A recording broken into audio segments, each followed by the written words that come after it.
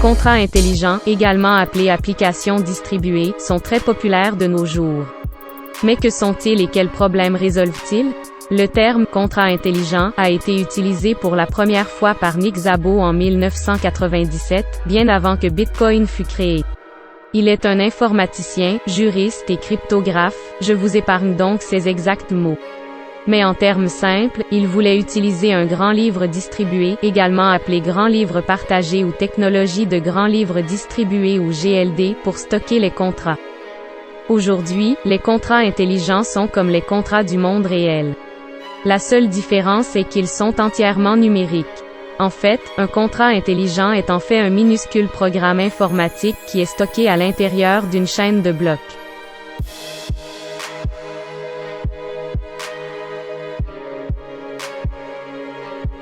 Prenons un exemple pour comprendre comment fonctionnent les contrats intelligents.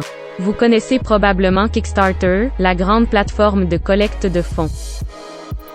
Les équipes en charge des produits peuvent se rendre sur Kickstarter, créer un projet, fixer un objectif de financement et commencer à collecter de l'argent d'autres personnes qui croient en cette idée.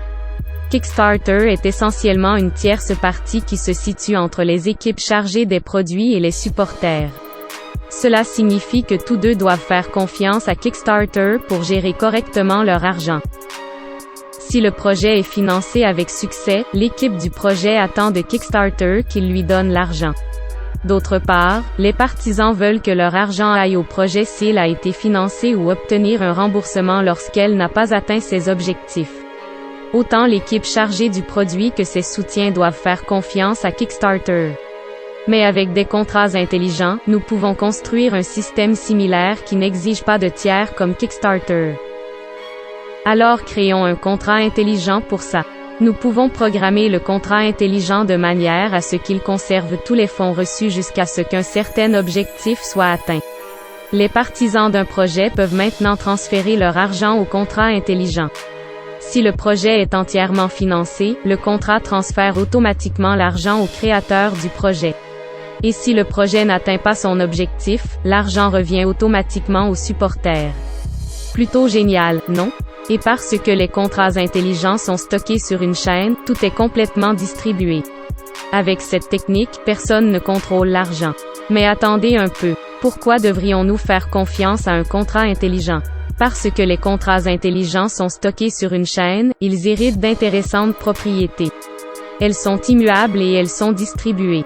Être immuable signifie qu'une fois qu'un contrat intelligent est créé, il ne peut plus jamais être modifié. Ainsi, personne ne peut aller dans votre dos et falsifier le code de votre contrat. Et être distribué signifie que le résultat de votre contrat est validé par tout le monde sur le réseau. Ainsi, une seule personne ne peut pas forcer le contrat à débloquer les fonds parce que d'autres personnes sur le réseau repérera cette tentative et la marquera comme non valable. La falsification des contrats intelligents devient presque impossible. Les contrats intelligents peuvent s'appliquer à de nombreux domaines, et pas seulement au financement par la foule. Les banques pourraient s'en servir pour émettre des prêts ou proposer des paiements automatiques. Ce langage a été spécifiquement créé pour Ethereum et utilise une syntaxe qui ressemble à JavaScript. Il convient de noter que Bitcoin soutient également les contrats intelligents, bien que ce soit beaucoup plus limité par rapport à Ethereum. Vous savez donc maintenant ce que sont les contrats intelligents et quels problèmes ils résolvent. J'espère que vous avez apprécié cette vidéo et si c'est le cas, cliquez sur le bouton « J'aime » et abonnez-vous. Et comme toujours, merci beaucoup d'avoir regardé.